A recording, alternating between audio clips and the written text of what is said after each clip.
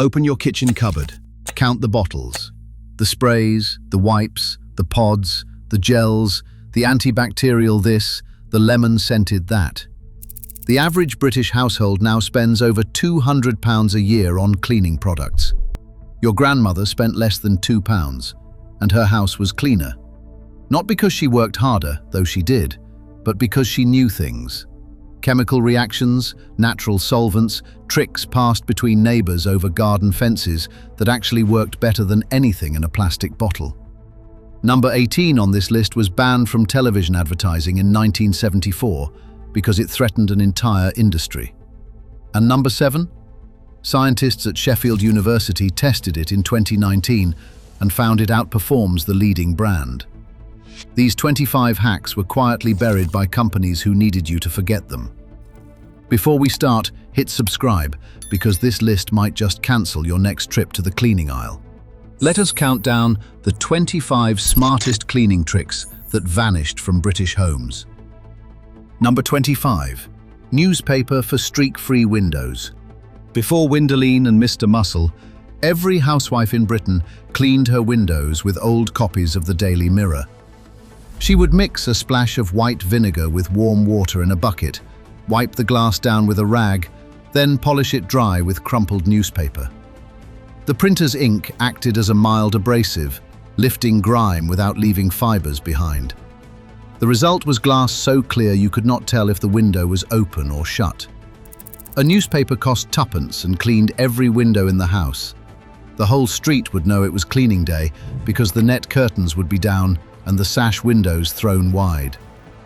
Children were sent to collect yesterday's papers from the neighbours. Nothing was wasted. Modern microfiber cloths claim to do the same job, but they cost £4 each and need washing after every use. Your grandmother got better results with yesterday's news and a penny's worth of vinegar. The glass sparkled. The neighbours noticed. That was the standard. Number 24. Salt for cast iron seasoning. Every kitchen had a cast iron skillet that had never once touched washing up liquid. Your grandmother's rule was absolute. No soap. Ever. After cooking, she would sprinkle a handful of coarse salt into the still warm pan and scrub with a folded cloth. The salt crystals scoured away stuck food without stripping the seasoned surface that had built up over years of use. Then a thin wipe of lard or dripping and the pan went back on the shelf. That seasoning, layer upon layer of carbonized fat, created a natural non-stick surface that improved with age. A box of Saxa salt cost a few pence and lasted months. When Teflon-coated pans arrived in the 1960s, the old cast iron got shoved to the back of the cupboard. But Teflon scratches, flakes, and needs replacing every few years at £15 a go. Your grandmother's skillet is still sitting in someone's attic, perfectly seasoned, waiting to outlast every non-stick pan in Argos. Number 23. White vinegar for limescale. That crusty white build-up around your taps, inside your kettle, and across the shower screen? Your grandmother never saw it, because she kept a bottle of white vinegar under the sink and used it on everything. She would soak a cloth in neat vinegar and wrap it around the tap overnight. By morning, the limescale dissolved completely. For the kettle, she would boil half vinegar, half water, leave it for an hour, then rinse, gleaming. A bottle of white vinegar cost about 4pence in 1955 and lasted weeks. Viacal limescale remover costs £3.50 today and contains the same active ingredient, acetic acid, just diluted and dyed blue. The chemistry is identical. You are paying for the plastic bottle and the television advert. Your grandmother knew the science. She just called it common sense. Number 22. Tea leaves for sweeping carpets. Before the Hoover became standard in every home, carpets were cleaned by hand. And damp tea leaves were the secret weapon. Your grandmother would save the used leaves from the morning pot, spread them across the carpet while still slightly damp, then sweep them up with a stiff broom. The tea leaves trapped dust, absorbed odors, and picked up pet hair like a magnet. The tannins in the tea acted as a natural deodorizer. The whole room smelled fresh, not of chemicals, but of clean. This trick appeared in every Women's Institute handbook from the 1930s through the 1960s. It cost nothing.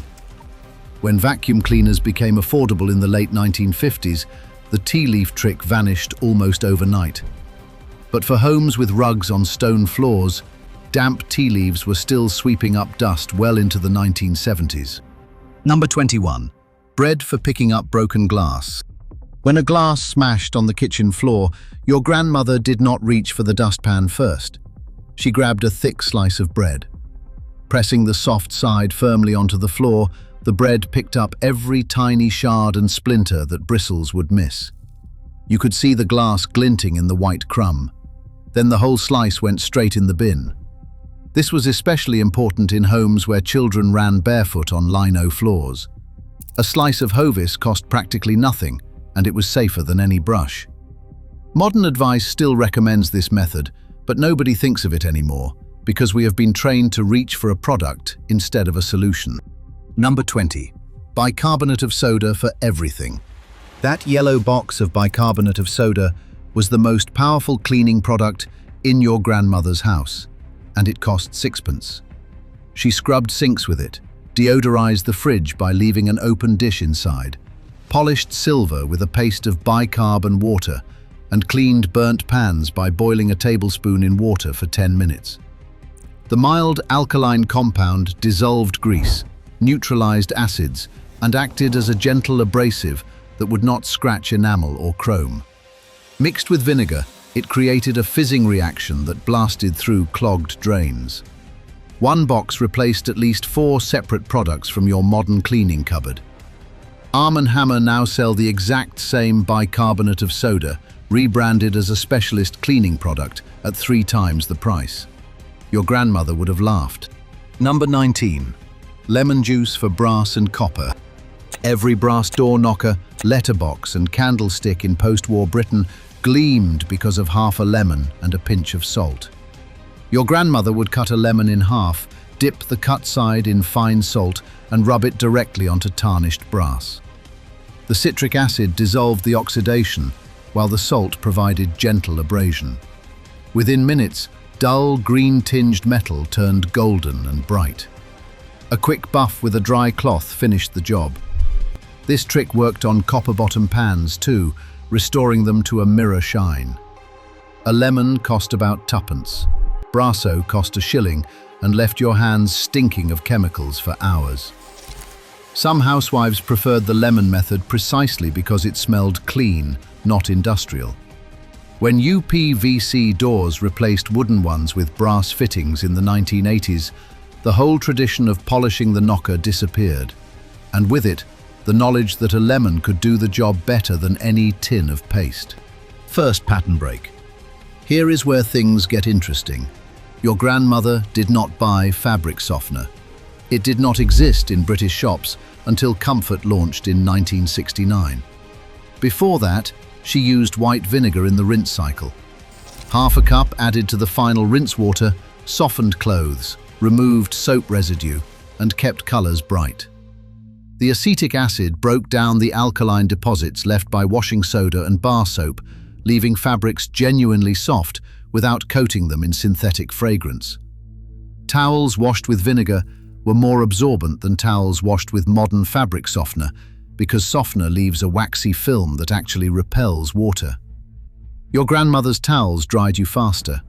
They smelled of nothing, which meant they smelled clean. Comfort and Lenore now sell billions of pounds worth of product every year. They literally had to invent a problem, static and stiffness caused by their own detergents, then sell you the solution. Your grandmother never had the problem in the first place. Number 17. Soda crystals for drains. Blocked drains were a weekly battle in terraced houses with narrow Victorian pipework. Your grandmother's weapon was a cup of soda crystals dissolved in boiling water, poured straight down the plug hole every Friday night. The sodium carbonate cut through grease and soap scum before it could build up into a proper blockage. For tougher clogs, she would follow with a kettle of boiling water and leave it overnight. By morning, the drain ran clear. A bag of soda crystals cost about 4pence and lasted a month. A plumber cost 10 shillings. Mr. Muscle Drain Unblocker costs £4 today and contains sodium hydroxide, which is harsher, more dangerous, and less effective at prevention than the weekly soda crystal flush your grandmother swore by. She never needed a plumber for a blocked drain, not once. Number 16. Cold tea for polishing wood. Leftover tea was never poured down the sink. Your grandmother would brew a pot of strong black tea, let it cool completely, then use a soft cloth dipped in the cold tea to wipe down wooden furniture. The tannins in the tea enhanced the natural color of dark wood, bringing out the grain and leaving a subtle sheen without any sticky residue. It worked beautifully on oak dressers, mahogany sideboards, and those dark-stained dining tables that every family had. No spray polish needed, no aerosol fumes filling the room. A pot of tea cost practically nothing. Mr. Sheen hit the shelves in the 1960s, promising a quick spray shine, and suddenly cold tea seemed old-fashioned. But antique dealers still use this method today, because it nourishes the wood without building up layers of silicone that modern polishes leave behind. Your grandmother was preserving her furniture. We are slowly ruining ours. Number 15. Washing soda for laundry. Before Persil, Automatic and Fairy non-bio, laundry day meant washing soda. A handful dissolved in the copper or the tin bath softened hard water, boosted soap efficiency, and stripped grease from work clothes and kitchen aprons. A bag cost about sixpence and lasted weeks, even with a family of 6 producing mountains of dirty linen. Your grandmother would grate a bar of Sunlight soap into the hot water, add washing soda, and soak everything for an hour before scrubbing. Whites came out brilliant without bleach. Collars lost their grime. The whole operation cost pennies. The introduction of synthetic detergents in the 1950s slowly pushed washing soda off the shopping list. These new powders were marketed as modern and effortless. They were also 10 times the price and contained phosphates that poisoned rivers. Your grandmother's washing soda was biodegradable before the word existed. Number 14. Stale bread for cleaning wallpaper. Wallpaper in the 1950s was expensive, about 3 shillings a roll, and could not be washed without the pattern running or the paper peeling. So your grandmother cleaned it with stale bread. She would take a thick crust, remove the soft interior, and use the springy, dough-like crumb to gently rub soot marks, fingerprints, and grease spots from the wall. The bread absorbed the grime without wetting the paper. In homes heated by coal fires, soot settled on every surface. The parlor wallpaper would dull within weeks without regular attention. Children were sent to rub down the walls with bread crusts as a Saturday chore. When washable vinyl wallpaper arrived in the 1960s, this trick became unnecessary. But for anyone restoring original wallpaper in a period home today, stale bread remains the safest method conservators recommend. Second pattern break, controversy, incoming. Now here is where cleaning companies get uncomfortable. Your grandmother removed stains from clothing using plain sunlight. She would wet the stained fabric, rub in a paste of salt or lemon juice, and hang it on the washing line in direct sun. The ultraviolet light bleached the stain naturally, especially effective on grass, fruit, and baby formula marks. A full day on the line in summer could remove stains that modern stain removers struggle with. This is not folklore. The UV radiation breaks down the chromophores, the color-carrying molecules in organic stains. Scientists have studied this extensively. Vanish oxi action costs £4 a tub and works through a chemical oxidation process. Sunlight does the same thing for free, but you cannot sell sunlight in a pink tub.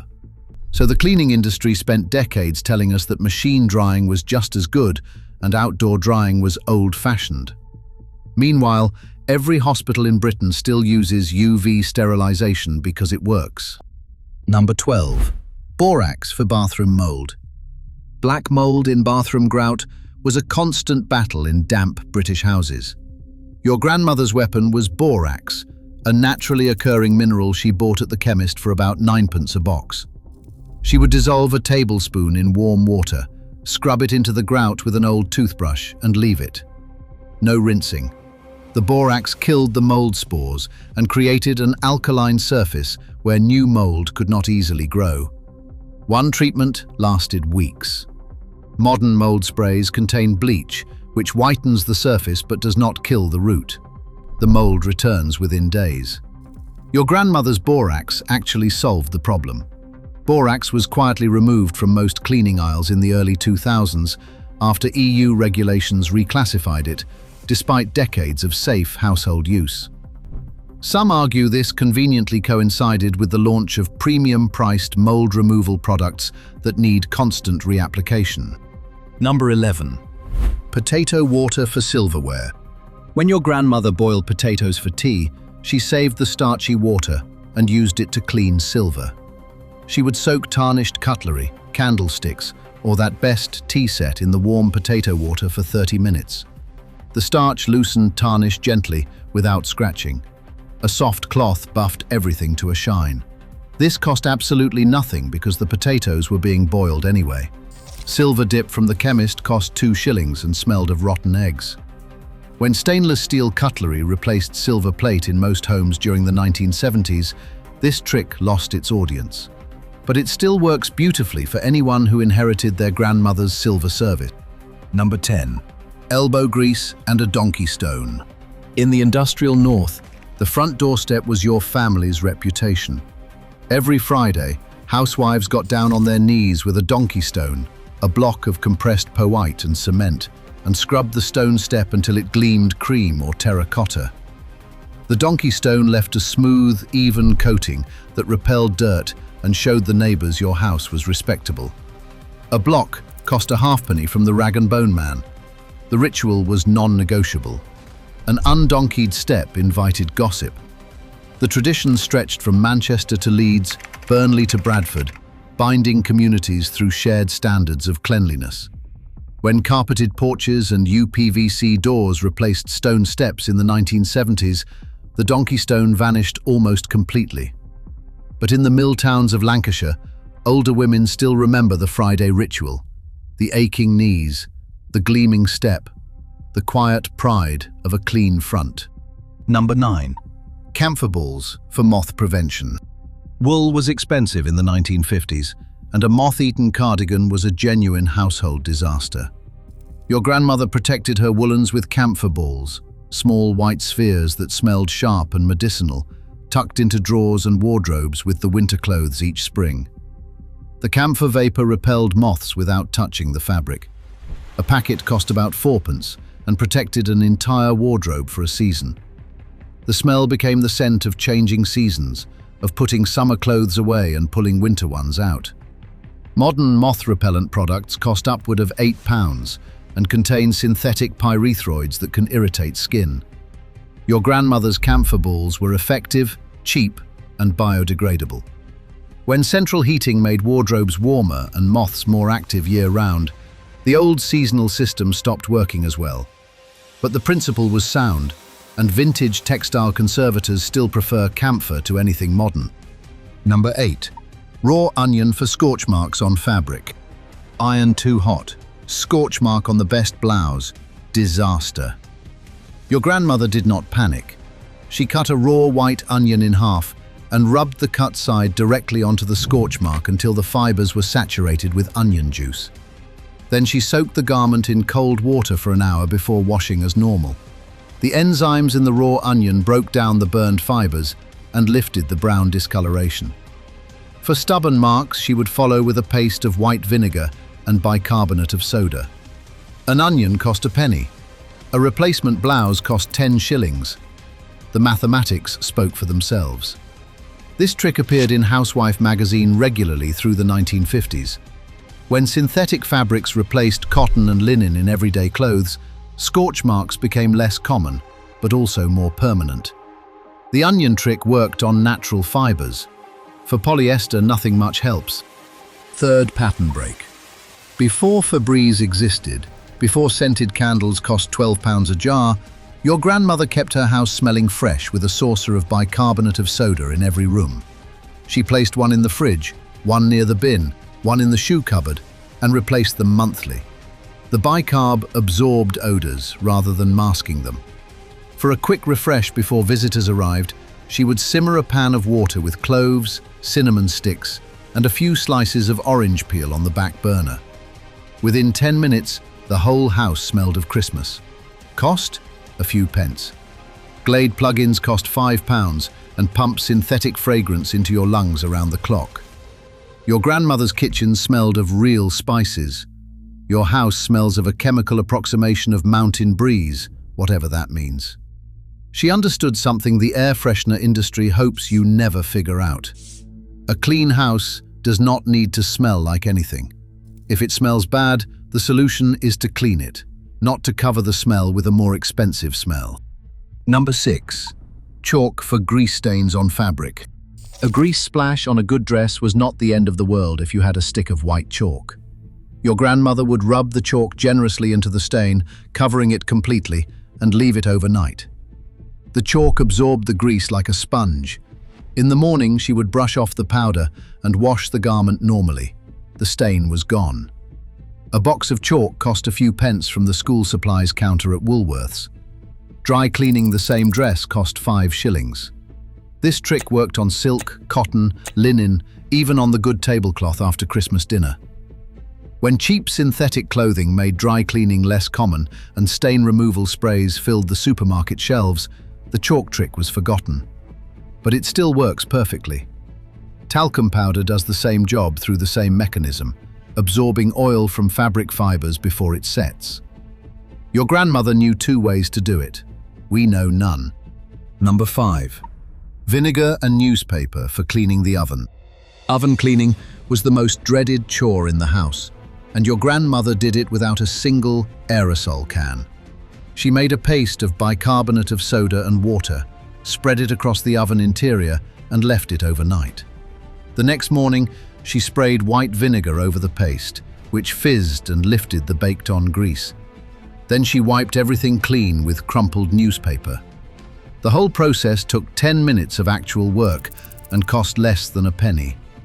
Oven Pride costs £4 and requires you to seal the racks in a plastic bag full of caustic chemicals overnight.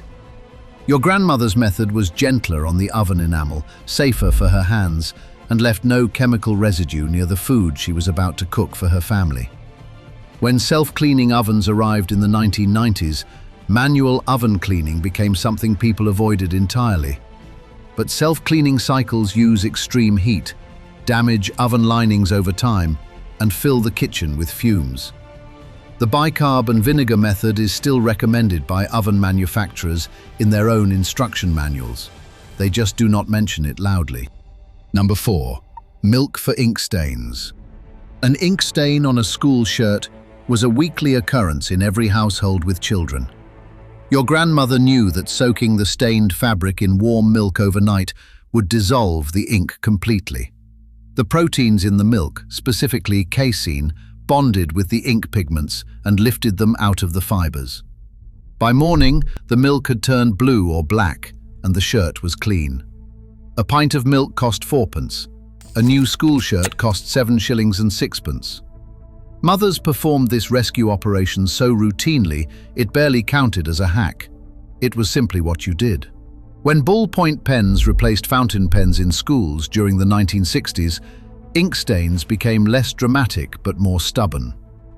Ballpoint ink responds less to milk and more to rubbing alcohol. The old trick faded because the ink changed, not because the science was wrong. Number 3. Ivy leaves for washing delicates. This one surprises everyone. Your grandmother washed delicate fabrics, silk scarves, wool jumpers, and fine undergarments with ivy leaves. She would pick a handful of common English ivy, crush them slightly, tie them in a muslin bag, and agitate the bag in warm water until it produced a mild lather. Ivy contains natural saponins, soap-like compounds that create gentle suds. The resulting wash water cleaned delicates without the harshness of bar soap or washing powder. A handful of ivy from the garden wall cost nothing. This method was gentle enough for silk and effective enough to remove everyday soil and perspiration.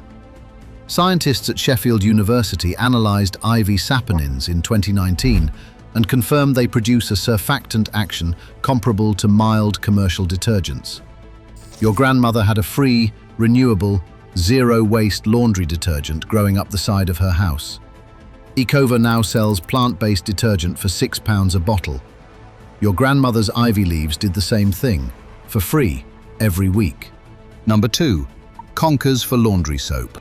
Horse chestnuts, conkers, scattered across every school playground each autumn. Your grandmother collected them, not just for the children's games, but for laundry. She would chop a dozen conkers in half, soak them overnight in warm water, and strain the liquid through muslin. The result was a slightly cloudy, odorless washing liquid that cleaned clothes effectively.